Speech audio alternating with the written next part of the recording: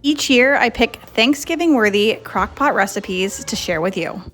It's my goal to pick meals that are delicious enough for Thanksgiving, easy enough that they don't complicate things, and in the slow cooker or crock pot so that we can actually remove things that may have otherwise gone in your oven and give you some oven space back. I know that Thanksgiving is just a crazy holiday with so many sides and so many delicious things. So I always want to bring in some new things, some old things, and some things that I know that you will really enjoy and will really add something to that Thanksgiving experience. I'm so excited that today's video is in collaboration with Mindy at See Mindy Mom. She's also going to be creating some amazing Thanksgiving slow cooker meals. Now, Mindy's channel is full of budget tips, low cost meal ideas, and just family friendly meal planning ideas, tips, and recipes. She makes delicious food and I just love watching her. One of her main goals on her channel is to be helpful, and there is no doubt that she accomplishes that in every video that she puts out. So if you click on the link in the description box after you watch this video, you can check out her slow cooker video as well. And if you're coming over from Mindy's channel, welcome. I'm so glad that you're here, and I really do hope that you might stay a while and check out some of my other holiday videos and low cost cooking videos. There is so much fun to be had, so let's check out these slow cooker meals. I wanted to get started with a really simple appetizer that everybody loves. Like, this is, you can't stop eating it. So delicious. So this spinach artichoke dip is super simple. It's kind of a set it and forget it. You do want to chop up 1 can of quartered artichokes or whatever artichokes you have. Just make sure that they're drained off. Just want to chop them as small as you like. Like, depends. If you love big pieces of artichoke, go for bigger ones. If you want to see smaller ones, it's your choice. You can cut them up more. And then the same thing, we have spinach. I used fresh spinach and just slice that up kind of smaller, but you could also use frozen spinach, and you just want to probably cook that in the microwave or thaw it out and then kind of squish some of the juices out because it's going to be too watery. So you want to make sure that all of that is gone. And then an onion, I just diced up or minced up 1 onion, and you could again cut that as small or as big as you like. If you don't like chunks of onion, just use a tablespoon of onion powder. That's going to taste really good in that. Or you could even use like the dried minced onion. I would do like 2 tablespoons of that, and that would be pretty good in here. So there's a lot of different options to kind of switch things in and out. 1 8-ounce package of cream cheese, and 1/2 cup of either Greek yogurt, or you can use sour cream. I just use sour cream. And then 4 teaspoons of minced garlic, and you could also use a couple teaspoons of garlic powder here, and 1 cup of shredded mozzarella cheese, and about 1/2 cup of Parmesan cheese. I use like the shredded one just because I had got it on sale, but you could easily use the smaller grated like Kraft brand stuff. That's going to be fine too. And you can always switch in and out like different cheeses depending on what you have. I've done it with cheddar cheese before and it's been really good, so I wouldn't worry too much about exactly what type of cheese you're using. And then especially for Thanksgiving, you could mix this up and then start it whenever you're ready. I did forget you want to do a little salt and pepper there too.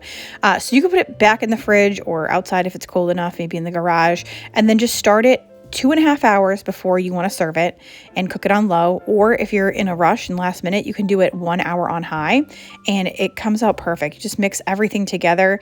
This is, fresh out of it. I just mixed everything, and once you mix it up, it becomes so creamy, so delicious. I served it with some tortilla chips, and I wish there was more of it, honestly.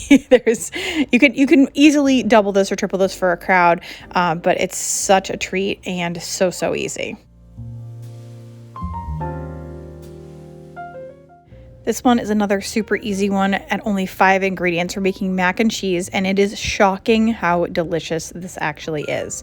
You again want to start with 1 8-ounce package of cream cheese, 2.5 cups of milk, 4 cups of shredded cheddar cheese, or you could use whatever your favorite cheese is in a mac and cheese, and then 1 can of evaporated milk. And these are things that I usually have on hand anyway, so it's super easy to make this. And then I cooked mine for 1 hour on high, and I separately cooked my elbow macaroni, and then I put it in and then cooked all of it together for another 45 minutes. And the crazy thing that happens is it seems almost like watery before you add in that mac and cheese, or the macaroni. But once you add the macaroni to the dish, it kind of takes on some of the liquid, and it just becomes so velvety, so smooth. I brought this to a friend's house, but I'll be definitely serving it at Thanksgiving as well, just because it's so easy and such a nice thing to do in the crock pot on the side, and not have to worry about it. I'm just all about finding something that works that is not going to be cooking in my oven. So Jiffy corn casserole is a non-negotiable from my family on Thanksgiving, but I saw that you could do it in a slow cooker and I thought, wow, this is an amazing idea. So I just really wanted to try it, see if it worked, and it turned out awesome. You want to start with 1 egg and 1 cup of sour cream, and then 1 box of Jiffy corn muffin mix. And if you're gluten-free, I've actually made this before using the gluten-free, it's like Krutzes or Krusties, I'm going to say it wrong, but if you measure out the same amount that's in the box of Jiffy, you can do it with the gluten-free mix. And then you want a can of cream corn, and then 1 drained can of corn. And last but not least, 1 stick of melted butter for good measure, because this casserole is obviously very healthy. But I mean, we don't have to worry about that on Thanksgiving, right? Calories don't count on Thanksgiving. So this is a delicious dish. Then you just pour everything right into your crock pot. I greased mine with some butter and cook it on low for 3.5 hours, and it turns out perfect. This is as good, if not better, than what I would bake in my oven. It's a perfect alternative to cooking something in your oven if you're looking to switch a few things out of there, and it tastes delicious. If you've never had Jiffy corn casserole, it's addicting and everybody loves it, I swear. So you might as well give it a chance because it's just not very hard to make and it's just full of buttery goodness and flavor. And so for the main course, I'm bringing you a turkey tenderloin in the slow cooker. This is perfect if you're having a smaller gathering. You don't want to do the full turkey and you want to have kind of a set it and forget it. I know I personally love watching the parade, and I'd always love to just like sit down and do that.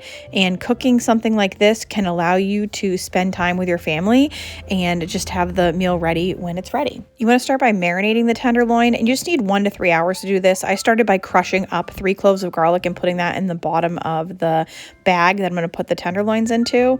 And I had just purchased these on sale. I had them in my freezer. So if you ever see them on sale, you can always grab them ahead of time and then put them in the freezer so that when you're ready, you are ready to have them. Then you need 2 tablespoons of cider vinegar, 2 tablespoons of olive oil, 2 tablespoons of honey, 1 tablespoon of Dijon mustard, a tablespoon of salt, a half a teaspoon of dried thyme, a half a teaspoon of dried rosemary, and a half a teaspoon of pepper. And this is a delicious, delicious marinade. It's really awesome. And then you want to refrigerate it for 1 to 4 hours. I actually did mine for just an hour when I was doing this, just in the essence of time, and it still had tons of flavor. So I can't imagine how delicious it would be if you added it a few more hours to that. But you could even probably do this the night before. And then when the time is right, when it's time to make your turkey tenderloin, just pour it right into your slow cooker and then pour it in with 1 cup of chicken broth. I just used chicken bouillon because that's what I had on hand. And then you cover and cook it on low for 4 to 6 hours. Now my crock pot always cooks a little bit faster, especially with meat like this. So mine was done in 4 hours, and I took it out and sliced it like I would slice a turkey breast, like along the side.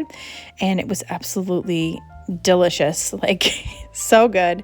And I served it with really Thanksgiving sides too. I mean, you got to have that cranberry sauce. So it's a really great way to have a simple Thanksgiving dinner, something kind of outside of the norm. Maybe, than the large turkey, but you still get your turkey, you still get all of your flavor. It's really, truly delicious, and you don't have to worry about dealing with that entire bird. For something sweet, I wanted to share these candied cinnamon pecans. I actually made these at Christmas last year, but they would be fabulous for Thanksgiving as well. If you have ever been to the mall when they're roasting the nuts in the cart, or perhaps like a store, I know there's in Maine, there's something called Kittery Trading Post, and they always have the roasted nuts there. That smell is intoxicating, and tell me if you can't leave there without grabbing a bag of those nuts, and they're just so fantastic. Well, this is something you can do in your house and actually make them at home, especially wonderful for the holidays. You want to start out with a medium-sized bowl, and we're going to add in egg whites. It's going to be 1 large egg white and 2 teaspoons of vanilla extract. And then you want to whisk that until it's frothy, and that's going to take about 2 minutes. It's not going to be like super frothy like you're going to make a meringue or anything like that, but just a little bit frothy.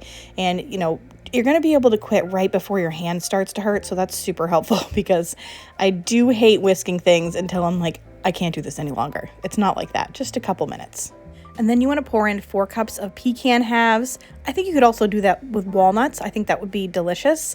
So this ends up being great as something to make for a holiday party or even as gifts, because you can make it ahead of time and put them in bags, and they're just something so special that people can snack on, and they're a true homemade gift from the heart. So you just want to give that a good stir, and then we're going to add in 1 cup of sugar, a half a cup of brown sugar, and 5 teaspoons of cinnamon. Another reason I love this recipe is it's relatively simple. These are all things that I had on hand. The only thing that I had to buy was the pecans. So if you have the baking essentials, you can make these super quick and easy. You just want to give your crock pot a quick spray with some cooking spray. Pour in the pecan mixture and cook these on low for 3 hours. You do want to stir them about every hour.